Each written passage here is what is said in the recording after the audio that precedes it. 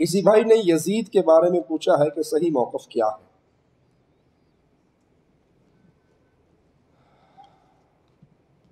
یزید، بعض لوگ یزید بن معاویہ کو، امیر معاویہ رضی اللہ عنہ صحابی رسول،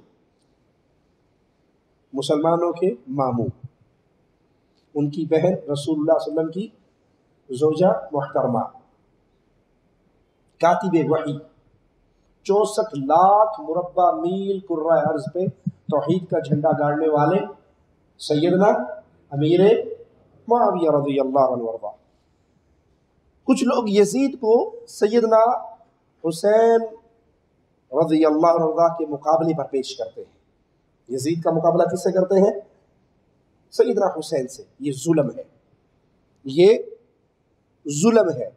میرا جملہ یاد رکھیے گا، 1 کروڑ یزید ہو، کتنے؟ 1 کروڑ یزید ہو، سیدنا حسین کے پاؤں کی خاک کے برابر۔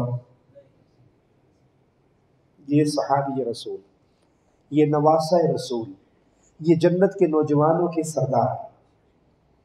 حسین کون ہے؟ جنت کے نوجوانوں کے سردار، علی کے بیٹے، فاطمہ کے لخت جگر، رسول کے پھول، خوشبو، نبی کی خوشبو، نبی کا نواسہ، جس کو نبی صلی اللہ علیہ وسلم اپنے کندھوں پہ سوار کرا کے سیر کرایا کرتے تھے۔ اور عمر کہا کرتے تھے، حسین تیرا کیا کہنا، تو کتنی پیاری سواری پہ سوار ہے۔ اور پیارے حبیب عمر کو کہا کرتے تھے، عمر سواری بھی پیاری ہے، سوار بھی بہت پیارا ہے۔ یزید بمقابلہ حسین ایسا آدمی ظالم ہے جو یزید کو حسین رضی اللہ عنہ وارضاہ کے مقابلے پہ پیش کرتا ہے۔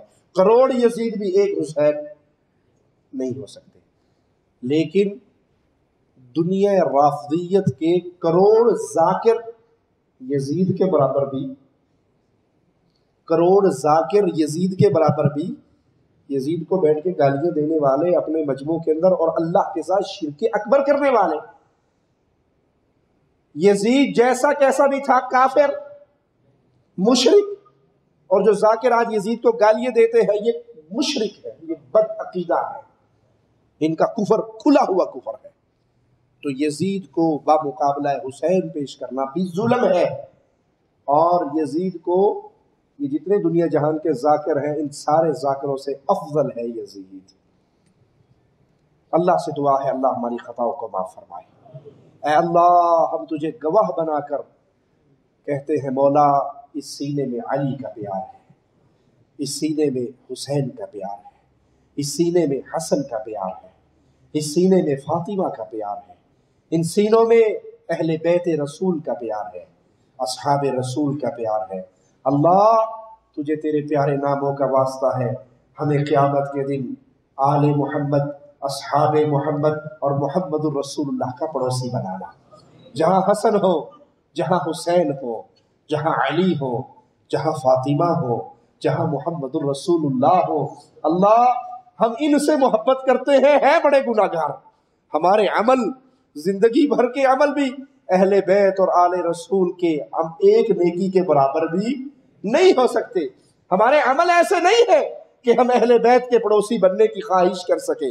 اے اللہ، لیکن ہمیں تیرے نبی کا فرمان ملا ہے، جو جس سے محبت کرتا ہے قیامت کے دن اسی کے ساتھ ہوگا۔ اللہ تو گواہ رہنا، ہم تجھ سے محبت کرتے ہیں، تیرے رسول سے محبت کرتے ہیں، تیرے رسول کے اہل بیت سے محبت کرتے ہیں، تیرے رسول کے اصحاب سے محبت کرتے ہیں، اور تجھ سے دعا کرتے ہیں قیامت کے دن ہمیں جنت الفردوس میں محمد، آل محمد، اصحاب محمد صلی اللہ علیہ وسلم کا پڑوسی بنانا۔ اقول قولی ھذا واستغفر اللہ لی ولکم ولسائر المسلمین فاستغفروہ انہ هو الغفور الرحیم۔